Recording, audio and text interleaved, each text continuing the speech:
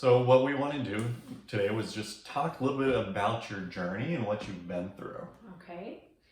My journey's been long. I have been in counseling and on antidepressants and anxiety medication for years. I started counseling in my late teens, and I'm now 54 and have been going to counseling consistently up to this point, with some relief, but not enough to live my life to the fullest, with backflashes and nightmares if I could sleep, medications all the time and the side effects of those. And so it was time for me to try something different. What were some of the medications or what were they being used for? The medications were being used for anxiety at first, then antidepressants, and then antidepressants with anxiety medication, and a secondary anxiety medication as needed. Okay, so quite a bit of medications for depression, anxiety, and a mix between the two. Yes. What was kind of the driving factor that led to you being put on those medications? Anxiety actually became a whole body physical effect, where I would feel like I had rapid heartbeats for no reason. My blood pressure would spike for no reason. I had kind of a hard time concentrating, but I functioned very well. To be in the position I'm at for work, I was very high functioning, but my whole life was kind of sporadic. So I could focus on one thing, but couldn't focus on another. So if I focused on work, then home life fell to the side, and vice versa. And so to calm my heart rate down, or the fluttering of what felt like my heart, they started with anti-anxiety pills. And then a few years back, I was involved in a horse accident and a divorce all at about the same time, which caused me to really plummet downhill, to hit that proverbial rock bottom, which is when they added in the antidepressants. And as well as antidepressants, they added in ADHD medication to help me concentrate. So now we've got ADD meds, we've got anxiety meds, we've got depression meds. So you had this one concussion, whiplash injury. Mm-hmm. How many concussions have you had? At least one concussion, one TBI, and a couple of times whiplash. But the last whiplash really affected my first vertebrae, which, when it inflamed, caused issues at the base of my brain. So they thought that I had a Cary malformation, which ended up not being a Cary malformation. So that led to migraine medications and just it was always medication. I finally suggested physical therapy, which physical therapy brought me some physical relief, but the anxiety and depression and things like that maintained, and I continued on the medication. So let's just rehash so far. So we've got counseling since teenage years. Yes. Currently, you're in your 50s. Yes. Been through a lot of different medications. Yes. With so many treatments that you've done that didn't bring any results or very limited, why keep trying? Because I was at a point where, for me, it was either to stop the pain and the agony and the emotional feelings and the physical pain on my own, which, you know, historically drinking would curb it, but it'd be twice as bad the next day. So as far as trying CBDs and different oils and just nothing brought any relief. So it was, I believed that there was more to this life than living in physical and mental pain, and it was a strive to feel better. I don't really have a reason to not be here, and I'm not really a suicidal person, but I knew that there was more to life than feeling like this, brain fog, and physically not capable of even hardly getting out of bed, can't concentrate on a job that I've been doing for 15 years. And I knew that something had to be out there that would help me to feel better. You know, so one of the things, you know, is so many people want to give up with these head injuries and concussions and TBIs because of past failed success. Why come to my office? You know, we're not your standard medical office where we're going to give you medications and do things like that. So why the outside the box approach? So for me, I'm pretty strong in my faith, and my faith, I feel, led me to here. I had tried everything. I've tried everything. Seeing some of the top neurologists in the Valley, I have, you know, contemplated having a pump put in so that I could give myself pain relieving medications. And so I just sat down and I Googled, and the word brain pops up in your advertisement or your title. And I thought, brain and body. Well, that's what I need. I need somebody to help me with my brain, and I need somebody to help me with my body, because I physically hurt so badly. I had been diagnosed with fibromyalgia, and barometric pressure changes, seasonal changes are really hard on me. And so that's what led me to, I read some of the reviews that were on this site, and I thought, you know, I've tried everything else, I should try this. Yeah. And that's what led me here. Yeah. So.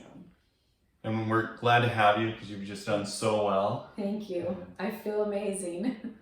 And one of the things we've talked about throughout this time was one of the frustrations was that, as you mentioned, you've been to the top neurologists, you've been to all the top doctors in the entire state. Mm-hmm. And there was almost a little bit of humbling that had to occur to go somewhere where it's like, oh, this isn't maybe the top neurologist. Mm-hmm.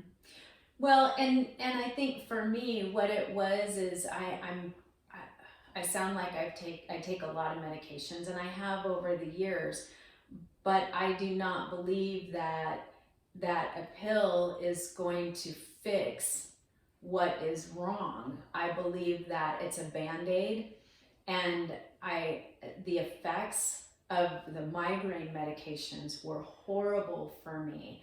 And I just opted to want to do something other than, I want to fix it. I don't want a Band-Aid that can be ripped off at any point in time. And so that was my goal in coming in here. After we sat down and did our first consultation, I thought, I went home, I did research on the treatments that you had recommended, and I thought, I've tried everything else, let's give it a try. And I am so glad that I did. So I just can't express the way I feel today versus even 10 days ago when I walked in the door. It has been amazing. And what was different about kind of the whole getting started process and the initial visit than what you've experienced in the past? It was a back and forth discussion. It wasn't me going and having a bunch of tests done. It was, let's look at what's going on with you, and let's look at what some of the options are we have that could potentially help with your situation. Now, here's your information. These are different than anything I've ever done before. Here's your information. Now you get time to go and research it and see what you think. There's nothing at any point in time where I felt like you had forced me to do it. It was providing me with the knowledge I need for my toolkit to be able to make a decision that could potentially affect the rest of my life. And it has. And so I think that initial visit, kind of explaining how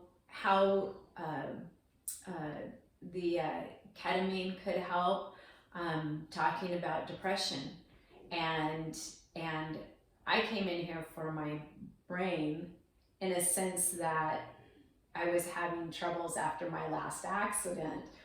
I never expected to go into the depression part of my life or the anxiety portion of my life, and that was, I think that has been as instrumental in the rest of my healing as anything else, because if you emotionally and mentally aren't with it, it's very hard to heal the rest of your body. And I think that is what I have dealt with for so many years, because the trauma in my life started at such a young age that I didn't know how to feel human, if you will. I didn't know how to feel whole. And in this last 10 days, it has just been amazing to feel like a person and have faith in myself as well, that I can get through this, where I had almost lost faith in myself. So Yeah, one of the things I want to go to the research side, because a lot of people will go and research, and there are those who actually research themselves out of care, because Google goes to kind of wherever you want in Google to go. So how did you handle that? Because a lot of people research themselves out of ketamine. So reading about ketamine itself, unless you have a medical degree, it is very difficult to understand what they're talking about with ketamine infusions, because it's talking, I have some medical background, but it was talking way over my head. So what I did was I watched YouTubes. I watched people that had been through the different events. And of course, the first one I chose was a woman that did not have a good experience. She had a lot of other underlying factors as well, though. So then I kind of bypassed on with her, and I went into the next two videos that I watched were very positive. They explained exactly what was happening with them personally when they would go under ketamine, how it affected them, and then when they were done with their treatments, how they were doing. And one lady even went so far as to record herself a year later, and she looked like a brand new person. To hear her talk was absolutely amazing, but she just glowed. And that was a year after the treatment. Yeah. She had not been back. She hadn't had a need to go back. And so that's what really became instrumental, was listening to these people who had suffered from depression, PTSD, anxiety, and how they had made the choice to use the ketamine. So for me, that was very beneficial. I needed to hear success stories, and I was able to hear them and outweigh, do I want to live like this the rest of my life? Or do I want what these people have? And that's what made me make the decision, the success stories. And that's very key, You didn't want to live the way you currently live the rest of your life. And it was worth, let's say a risk of doing more of an unknown, because you could see how good the benefits could be. Yes. And it's, as we talked about with the depression, the anxiety, and healing those past traumas is absolutely essential for recovery, because it's truly letting your body heal at the highest level. Yes. And we want to stack the deck in your favor. Right. Right. How does your life look now? I mean, we're not even completely done yet, but Oh how my does your life goodness. look? I think the people that are in my small circle are as surprised as I am. It looks bright. I can now focus. I can concentrate. I can stay on task. But not just that. You hear people say the world looks brighter. The world looks crisp and bright. That's how it looks to me. Historically, I felt like I had a black cloud that just followed over me. My brain was muddled. I never could get beyond the past, which prevented me from excelling in the future or even the current, because I was so focused on my past. And what this has allowed me to do is take a breath and say, I just don't live in the past. I don't have to be that person. There are avenues to be able to repair this without going through additional traumas that you get. Sometimes, I've had a lot of counselors. My last counselor was amazing. But there's a point where counselors tend to bring up your past and then leave you with your past. They don't really have the instructions on how to get past it. And as you and I have talked, they're dealing with the aspects of the here and now, not necessarily the subconscious. And the subconscious is what rears its ugly head when you hit, when you have flashbacks or when you have triggers that go off. And so for me, the future just looks like a brand new place, a place I've never been before. And so I'm very excited. So what advice would you have? So many times people try to place time limits on, can I be helped because it's been so long? I mean, you were 40 years Yes. from the time you basically started counseling till you found your way here. Yes. What advice, if you could go back to yourself, what would you have told yourself? I think if I would have known that this was available at that point in time, I would have done this much sooner. But what I can say is that you're never too old. There is no such thing as too much time passing. My trauma started when I was a year and a half old. And it progressed, for a lot of years, and then it stuck with me. And that's how I lived my life, was as a person that didn't know where to go, didn't know who to trust, didn't even trust myself. That was the type of person I was. And so to be able to do this at my age, knowing how long I have suffered with the trauma, I believe that you can do this at any age with no matter what the time has been since the trauma. I feel like I'm proof of that. Yeah. In this sense. And, last thing I want to say is, just because it's been a long time since the trauma occurred doesn't mean it has to take a long time to get better. Right. This feeling, I started 2 weeks ago. Constant headaches, cloudiness, foggy brain, pain in my body. I started 2 weeks ago, and last Wednesday, I had my last major headache. And I've been through the ketamine now, how many times? 5 times? Yep, you've done 5 sessions. And within the first 2 sessions, I recognized a notable difference. By Sunday of this last week, I was sitting on the couch and my world literally cleared in front of me.